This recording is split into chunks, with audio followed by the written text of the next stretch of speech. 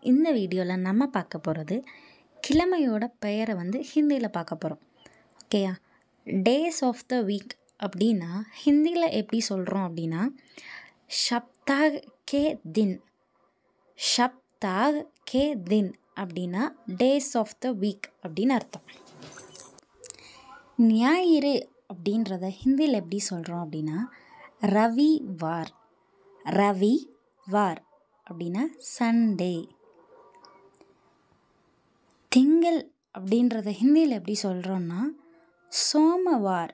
சோம்வார் Monday.